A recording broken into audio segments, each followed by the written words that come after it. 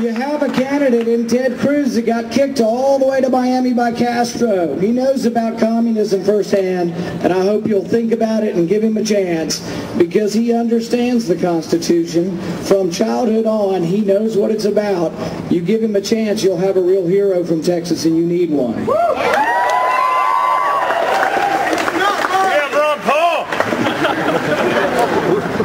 I did have a problem with those light bulbs. I've got a problem with my toilet. I mean, I want the government out of my bedroom, but I also want them out of my bathroom. They tell me what kind of light bulb I can use. Toilet paper to use. What kind of toilet paper? For And they want to ban that too. Celebrities want to tell you how much toilet paper you can use. Is that the nanny state or what? 3 squares. They tell you what kind of shower heads you can have. You know, the light bulbs cost $4. I asked the Department of Energy woman, are you against choice? She said, oh no, I'm for choice in light bulbs. I said that you're precisely not for choice in light bulbs. You won't let us make a decision. By the way, do you hate poor people? How are regular people going to afford $4 light bulbs? So President Obama gave a prize recently, $10 million prize to Philips Electric to develop a energy-efficient, cost-effective light bulb. You know how much the light bulb costs? $50. How much did we give Philips Electric? $10 million to develop a $50 light bulb. Too much. It's insane. We live in a nanny state. There are 38 federal agencies that are armed. Now you may say we need to have a police, we need to have an army, but does the Department of Agriculture need a SWAT team? Recently, the Department of Agriculture showed up with automatic weapons and with a Gestapo-style SWAT team to close down a company that was doing the horrendous crime of selling milk directly from a cow.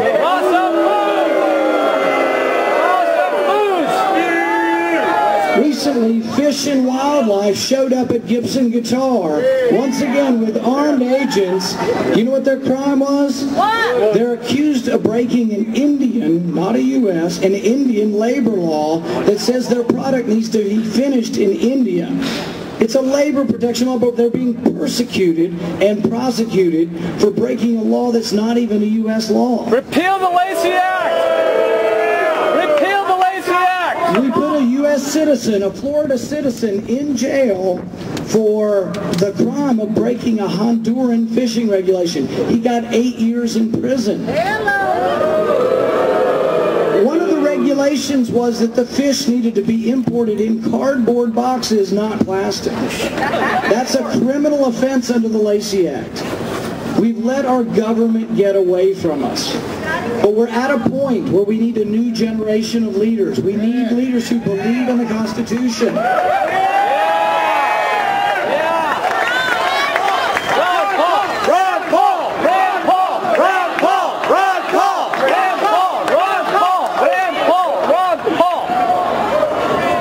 We need to know who will be the next generation, who will be our leaders. Roger Waters asked, he said, did you trade your heroes for ghosts? Did you exchange a walk-on part in a war for a lead role in a cage? Recently I met an Egyptian woman. When they're put on trial in Egypt, they're put in a cage.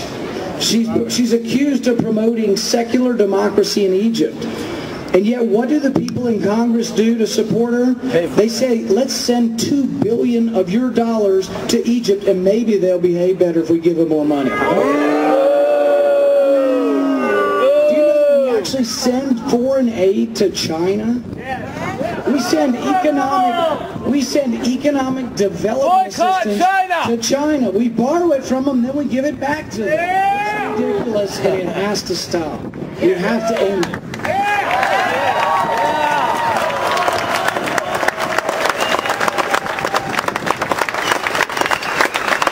Now, some say the Tea Party is over. Harry Reid says you're of no consequence. You can't win any battles. You're not winning any legislative battles. But you know the one thing we have won, and a tremendous victory, and we need to be proud of this and understood it. When Obamacare was passed, Nancy Pelosi asked incredulously, how could anyone say that this would challenge the Constitution? We now have not only challenged the constitutionality of it, we've won at several levels, and we have a better than 50% chance the Supreme Court will strike down Obamacare.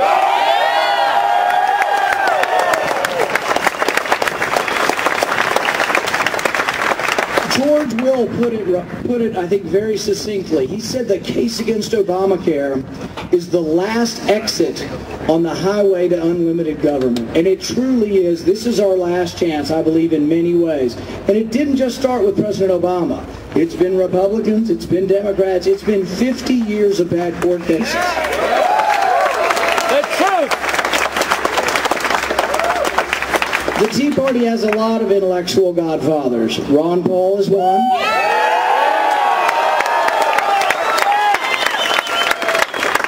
Barry Goldwater is another. Barry Goldwater talked about, in The Conscience of a Conservative, he talked about a case called the Wickard case. In that case, a farmer who says he does not want to sell his grain, who wants to grow 20 acres, federal government says you can only grow 14 acres. He said, it's my land, damn it, I'll grow what I want. And he grew 20 acres, and it went through the Supreme Court, and finally they ruled that by him not selling it, he chose not to sell it, he fed it to his own cows, by his inactivity, by his not engaging in commerce, that somehow that could indirectly affect the price of grain, and therefore the federal government could regulate it. That's where it began. It was like 1942. But Barry Goldwater, in that book, The Conscience of the Conservative, I think succinctly wrapped up what a lot of us are about when he said, I have little interest in streamlining government or making it more efficient, for I mean to reduce its size. He said, I do not undertake to promote welfare. Rather, I propose to extend freedom. My aim is not to inaugurate new programs. My aim is not to pass bills, but to repeal bills. My aim is not to inaugurate new programs, but to cancel old ones that do violence to the Constitution. Goldwater said that I will not attempt to discover whether legislation is needed before I have discovered whether it is constitutional. And if I am neglected, if I'm accused of neglecting my constituents' interest, I will reply that I was told that my constituents' chief interest was liberty. And in that cause, I am doing the best that I can. I can't think of a more succinct way of talking about liberty and freedom and what we're about. We have to fight it. I do believe we are on a precipice. We have a constitutional republic, but we've been losing it for decades and decades and decades. Jefferson recognized this. Jefferson said that a pure democracy would be nothing more than mob rule. We had to have rules. There are certain things the majority can't take away from us. They can't take away the First Amendment, the Second Amendment, the Fourth Amendment, any of the Bill of Rights. The majority has no right. Those rights were given to us by our Creator, and they pre-exist government.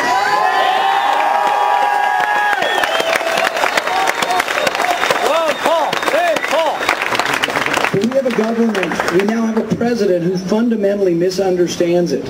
It amazes me that people say that he actually taught constitutional law. He said recently that because Obamacare had passed by a majority, to him a significant majority, that the Supreme Court had no right to rule on its constitutionality. We stand at a precipice in our country where we must make decisions, and I don't think we have a lot of time left. Phil Gramm used to talk about there's getting too many people in the wagon and not enough people pulling the wagon. The wagon's getting heavy. Less and less people are working. Less and less people are paying the taxes. We have to do something before there's so many people on the receiving end and so few people on the working end that it becomes, we slide into Western socialism. And I'm afraid we're going in that direction. We are at a point where we're borrowing $50,000 a second. We have to do something about it. But in doing so, we need to recognize that we do have choices. It's not all bad news. We have a great country. I tell people it's not that we are inherently exceptional, but our ideas are exceptional. The ideas and heritage of our Constitution and Declaration of Independence are exceptional ideas.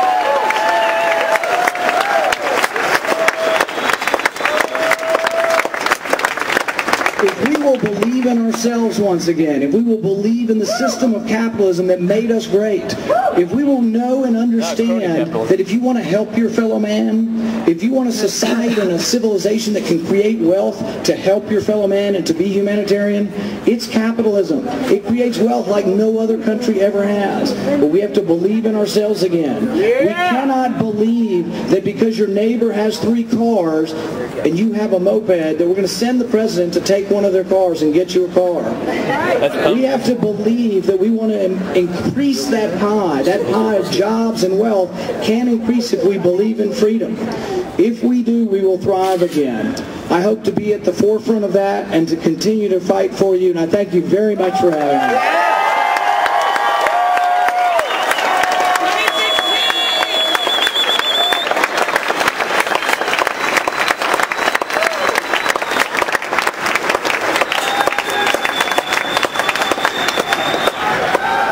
I want to introduce at this point in time, hopefully, the next senator for Texas.